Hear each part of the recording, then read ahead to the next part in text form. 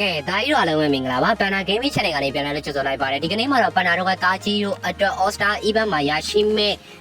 ပိုပိုand Kupaya free skin အနေနဲ့ဘယ်လိုရရှိအောင်ဂုဏ်ရမလဲဆိုတဲ့ event အကြောင်းအရာလေးတွေကိုကြိုပြီးတော့သိအောင်ပြပြပေးတော့မှာဖြစ်ပါတယ်ကဲ event ရဲ့ပုံစံဒီဇိုင်းကလာအနေထားကတော့ဗာနဲ့တူလဲဆိုရင်တော့ကျွန်တော်ရှေ့တစ်ခေါက်လာခဲ့တဲ့ကျွန်တော်တို့ Mobile Legends 8နှစ်ပြည့် anniversary တုန်းကအကိုင်းရဲ့ skin ကိုပေးခဲ့တဲ့ event ပုံစံနဲ့လုံးဝအတူပါပဲဖြစ်ပါတယ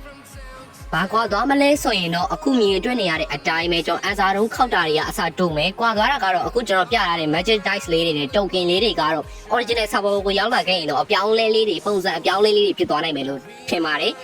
်ပုံစံကတော့အခု event ရဲ့ main ပုံစံအနေထားခြုံငုံပြီးပြောရမယ်ဆိုရင်တော့ဒီပုံစံအတိုင်းပဲလာမှာဖြစ်ပါတယ်ကဲဆိုတော့ event အကြောင်းကျွန်တော်စာပြီးရှင်းပြမယ် event ရဲ့ shop ထဲမှာဆိုလို့ရှိရင်ကျွန်တော်တို့ဒီ skin ရွေးချယ်လို့ရတဲ့နေရာလေးရှိ skin ရောင်းတယ်ပေါ့ဗျာအဲ့နေရာမှာ skin exchange လုပ်လို့ရတယ်ဒီနေရာမှာတော့ Harabuza ရဲ့ skin ကြီးပဲပြတယ်အမှန်တကယ်တော့ဒီနေရာမှာကကျွန်တော်ဒီဘက်ဘေးလေးမှာမြင်တွေ့နေရတဲ့ Popo and Kupa ရဲ့ All Star skin ကြီးကို exchange လုပ်လို့ရမှာဖြစ်ပါတယ်ဒီ skin ကဘယ်လိုရမှာလဲဆိုတော့100% free ရမှာကျွန်တော်တို့ကအခုလိုမျိုး token လေးတွေကိုစုပ်ပြီးတော့လဲနေလို့ရမှာဒီဘက်မှာဆိုလို့ရှိရင်လည်းပါနာတွေပေါင်းနေရှိမယ်ပေါ့နော် case တော့ထားလိုက်တော့ဘယ်လိုပါဝင်ရမလဲဘယ်လိုအန်စာတုံးလေးတွေလက်ရမလဲဆိုတာကရှေ့တစ်ခေါက်လည်းသိပြီးသားဖြစ်တဲ့အတွက်ကျွန်တော်တိတ်ရှင်းဝေးမပြောတော့ဘူးအဓိကအားဖြင့်ကျွန်တော်ဘယ်လို mini test လေးတွေဆော့ရမလဲဆိုတာပြပေးမယ်သူ့အနေနဲ့အခုလိုမျိုးပေါ့နော်ဒိုင်နိုဆောလေးတွေငမန်းလေးတွေပေါ်လာတဲ့နေရာလေးတွေနှိပ်ပြီးတော့မြားလေးနဲ့ပစ်ပေးရုံပဲပေါ့နော်အဓိကအားဖြင့်တော့ဘာနဲ့တူသွားလဲဆိုတော့ဒီ event ရဲ့ပုံစံကရှေ့တစ်ခေါက်လာခဲ့တဲ့ Mobile Legends 8နှစ်ပြည့် anniversary ပုံစံနဲ့တူတယ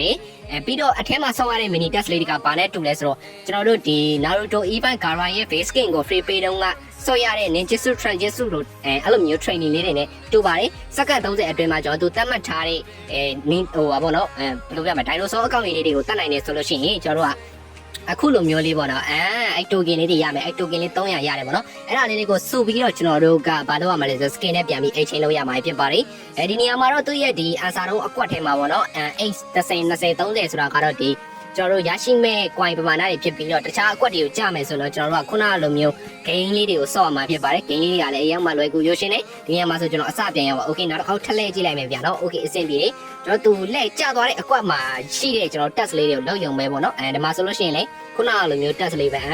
ဲဒီအကောင့်လေးတွေပြည့်ရုံပဲသူပေးရတဲ့စက္ကန့်30အတွင်းမှာအကောင့်20ကိုထိအောင်ပြည့်ရမယ်ဒါပေမဲ့ကျွန်တော်လက်မြင်မြင်တယ်လို့များပြစ်နိုင်တယ်လို့ကျွန်တော်တို့ကဒီ skin နဲ့ပြန်ပြီး exchange လုပ်လို့ရမယ် token လေးတွေကိုရရှိသွားမှာဖြစ်ပါတယ်။ event ရဲ့ပုံစံကတော့ဒီလောက်ဆိုတော့အကြမ်းမြင့်အဖြစ် brother တို့လည်းသဘောပေါက်နားလည်လောက်ပြီလို့ထင်ပါတယ်။တိတ်ဘာမှခက်ခဲထွေတွေအများကြီးမပေါဒါမျိုး test လေးတွေလုံးယုံနဲ့ပိုပိုရဲ့ Kupa ရဲ့ skin ကြီးကို free ရနိုင်မယ်အခွင့်အရေးကြီးပဲဖြစ်ပါတယ်။အဲ့အတွက်ကြောင့်အခုနေတဲ့က brother တို့ကြိုးသိတာမယ်ဆိုရင်ကြုတ်ပြီးတော့event ရောက်လာတဲ့အခါကျမြန်မြန်ဆက်ဆက်လေးဂုံးလို့ရအောင်ကျွန်တော်အနေနဲ့ဗီဒီယိုလေးတင်ပေးရခြင်းဖြစ်ပါတယ်။ကဲဆိုတော့ဒီမှာဆိုလို့ရှိရင်လည်းကျွန်တော်အနေနဲ့ token 300ရတယ်ပေါ့နော်။ okay အဆင်ပြေတယ်။ဆိုတော့ကျွန်တော်ဒီဘက်မှာတုံးနေတယ်ဆို test တွေရှိရယ် test ကဘာလဲဆိုတော့ challenge test ဟိုမှာကျွန်တော်တို့ answer တုံးဘလောက်သုံးမှာပါသုံးမှာဒါတွေကမြန်မာလိုပဲရေးထားတာမြန်မာလိုရေးထားတဲ့ဖြစ်တဲ့အတွက် brother တို့နားလေလွယ်အောင်ပေါ့နော်ကျွန်တော်တိတ်ဘာမှအများကြီးတိတ်မရှင်းပြတော့အဓိက answer တော့သုံးမယ်ပြီးရင်ဒီဘက်မှာဆိုလို့ရှိရင်နေစဉ်တက်ပါတယ် game တစ်ပွဲဆော့နှစ်ပွဲဆော့သုံးပွဲဆော့ဒါတွေပဲလုံးဝရိုးရှင်းရှင်းလေးတွေနဲ့စကင်ကုံရမှာပဲဖြစ်ပါတယ်ခေါင်းကြီးတွေကဲနောက်ထပ်တစ်ခုအနေနဲ့ကဘာလဲဆိုတော့ brother တို့အမှတ်မရှိလောက်ပြီလို့ထင်ပါတယ်အမှတ်မရှိဘူးဆိုတာထက်အမှတ်ရှိလောက်ပြီလို့ထင်တယ်လို့ပြောပုံမှန်တယ်ဘာလို့လဲဆိုတော့ဒီ event ကလည်းပြန်လာအောင်မှာ epic skin တကောင် free ရမှာအဲ့တော့တိတ်ထထအများကြီးပြောကြမလို့တော့ဒါလည်း gain ဆော့ပြီး ticket လေးတွေယူ ticket လေးတွေနဲ့လဲပေါ့နော်ဒါကတော့ရှေ့တစ်ခေါက်ကဟာအမှတ်မရှိဘူးဆိုလို့ရှိရင်လည်းခံပေါ့ဗျဒါကျွန်တော်တိတ်အများကြီးမပြောတော့ဘူးနော်ရှေ့တစ်ခေါက်ကဟာအလိုမျိုးအမှတ်မရှိတော့မဖြစ်ပါသေးနဲ့လို့ပဲကျွန်တော်အနေနဲ့ဆူတောင်းပေးချင်ပါတယ်ကဲဆိုတော့ event ထဲမှာဘာတွေပါလဲဆိုလို့ရှိရင်တော့ epic skin တွေပါမယ်ပြီးရင် special skin elite skin ဒါလေးတွေပါလာမှာဖြစ်ပါတယ်အဓိကအဖြစ်တော့ဒီ event အကြောင်းလည်းကျွန်တော်အနေနဲ့တိတ်ထွေထွေအများကြီးရှင်းပြကြမလို့တော့ဘူးလို့ထင်ပါတယ်brother တို့နောက်ထပ် epic skin တကောင် free ရမယ့် event ပြန်လာမယ်ဆိုတာလေးအတိပေးစီခြင်းုံလေးပဲဖြစ်ပါတယ်ကဲအဲ့လောက်ဆိုရင်တော့ brother တို့လည်းနားလေသဘောပေါက်လောက်ပြီလို့ထင်ပါတယ်ကဲနောက်ပြီးတော့ရင်တော့ကျွန်တော် team adventure ဆိုတဲ့ event လေးရှိပါတယ်ဒီ event ကဘယ်လိုလုပ်ရမှာလဲဆိုလို့ရှိရင်တော့ကျွန်တော်ရှေ့တစ်ခေါက်ကလာခဲ့တဲ့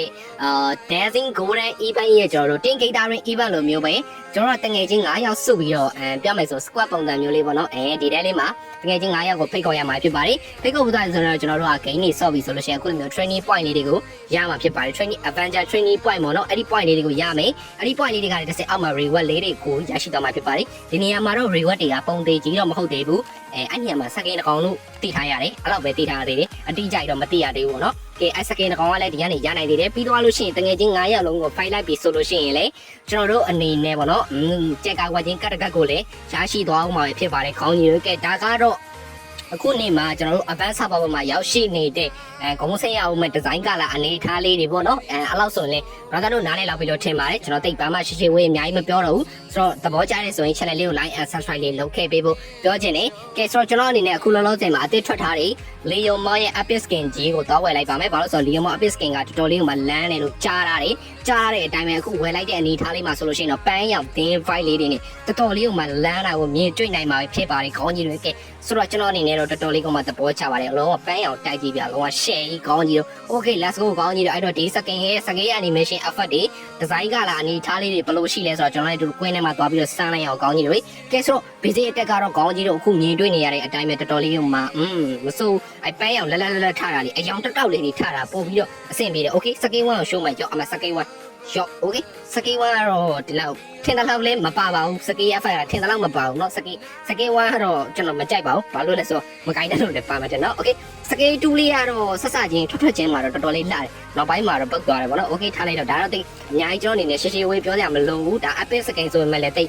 legend skin quality skin ဒီပါတော့သွားမျှော်လင့်လို့မရတာဗောနော်ကဲ ultimate show မယ်ultimate ကတော့သဘောကျပါတယ် ultimate ကတော့ဒီငင်းလားလားဘာကြီးလဲတော့မသိငင်းမဲစီးပါလားတော့မစီးပါနဲ့เนาะ okay စတာငင်းရတော်တော်လေးကိုမှလမ်းပါတယ်ထွက်လာတဲ့ပုံစံလေးကတော်တော်လေးသဘောကျဖို့ကောင်းပါတယ်ကဲဆိုတော့ brother တို့ဘယ်လိုမြင်လဲဒီ skin ကျွန်တော်အနေနဲ့ကတော့ပြောမယ်ဆိုတော့ epic skin ကတော့ epic skin ပါမယ်ဘာမှတိတ်skin ဝေဖန်ပိုင်းခြားရေးမှလည်းမဟုတ်တဲ့အတွက်ကျွန်တော်အနေနဲ့တိတ်ဘာမှရှိရဝေးတွေအများကြီးမပြောတော့ပါဘူးကဲဆိုတော့ပန်နာတို့ဒီနေ့တင်ဆက်ပေးခဲ့တဲ့ဗီဒီယိုလေးကို brother တို့လည်းနှစ်သက်သဘောကျလောက်မယ်လို့ထင်ပါတယ်ကဲဆိုတဲ့အတွက်ကြောင့်မလို့ဆင်ပြေတယ်ဆိုလို့ရှိရင်တော့ like and subscribe လေးလုပ်ခဲ့ပေးဖို့လည်းပြောချင်ပါတယ်ကဲဆိုတော့ဗီဒီယိုလေးကိုအဆုံးထိ like ကြည့်ပေးခဲ့ကြတဲ့ခေါင်းကြီးတို့အားလုံးစောကြည့်တီးပေါနိဗ္ဗာန်ရောက်ပါစေလို့ပန်နာကစုမုံကောင်တောင်းပေးလိုက်ပါတယ်ခေါင်းကြီးတို့ okay နော်